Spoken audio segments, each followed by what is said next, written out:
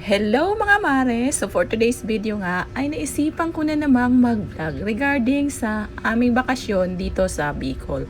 So dito nga pala mga mare, kung makikita nyo ay nandito yung aking sister and then yung aking pinsan na nasa Isabela. Umuwi rin pala sila ngayon dito sa Bicol.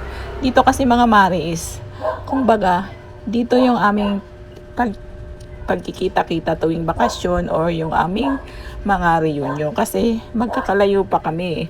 So dito mga mare is naupo na ako kasi yung pinsan ko ay kanta ng kanta. Hindi ko na nga ipaparinig sa inyo mga mare kasi alam nyo naman baka ma-copyright tayo. So dito ay nag-i-enjoy kaming pakinggan ng kanta ng aking pinsan. Wala lang, trip-trip lang mga mare. So dito mga mare, feel na feel ko talaga yung bakasyon ko kasi during summer ay usong-uso dito yung piyesta. Kaliwat ka ng kainan, kanya-kanyang selebrasyon. At alam nyo ba nga mga mare, dito sa probinsya ay ginaganap ang piyesta sa napakahabang araw. Umpisa pa lang mga mare nung nakaraang araw ay nagkaroon na ng reunion sa aming school. Sayang nga lang at hindi ako naka-attend kasi kakauwi ko lang ngayon. So dito mga mare ay inilipat ko yung kanta. Dito naman mga mare is pinaghanda namin yung aking kapatid kasi minsan lang nga ito, once a year lang nga kami umuwi. Ang kapatid ko nga pala ay dito nakatira sa Bicol, kaya sa tuwing pwesta ay birthday niya rin, kaya swerte naman at laging may handa ang kanyang kaarawan. So dito mga mare, ayan, simpleng handa lamang ang naihanda namin. So nandito yung aming buong pamilya, mga kapatid ko, nanay ko, at syempre yung aking mga hipag, nandito din sila. Dito nga mga mare ay gustong-gusto nilang magpa-picture. At pagsapit naman ng gabi ng kapiestahan ay ginaganap ang amateur singing contest. Isa nga rito sa contestant ay ang aking pamangkin. Ito siya mga mare at kumakanta na siya sa stage. Imagine, hindi siya nahihiya.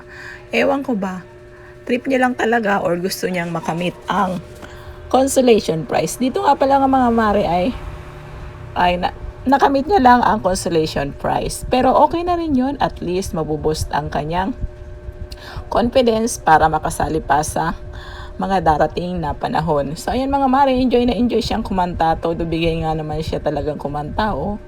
Nakakatuwa kasi ngayon ko lang napagtanto na napakarami na palang talented sa aming barangay. Kasi nung kapanahunan ko mga mare ay iilan lamang kami. Char!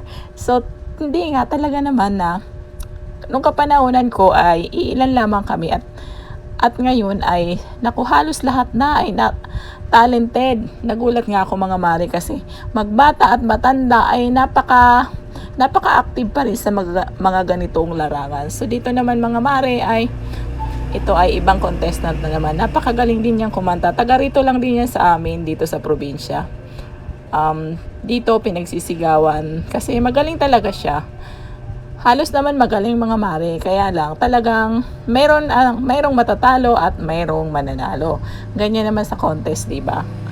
So kaya ayan, at ito nga pala mga mare ay isa din ito sa mga contestant at guess what? Siya nga pala yung nanalo sa singing contest na ito. Hindi ko na nga pala talaga maipaparinig mga mare kasi baka makopyright tayo. Sayang naman, maganda talaga yung boses nito at pwede na siyang panglaban. So yan lamang mga mare ang kaganapan dito sa amin sa Barangay Bicol ngayong fiesta. Maraming salamat. Bye-bye!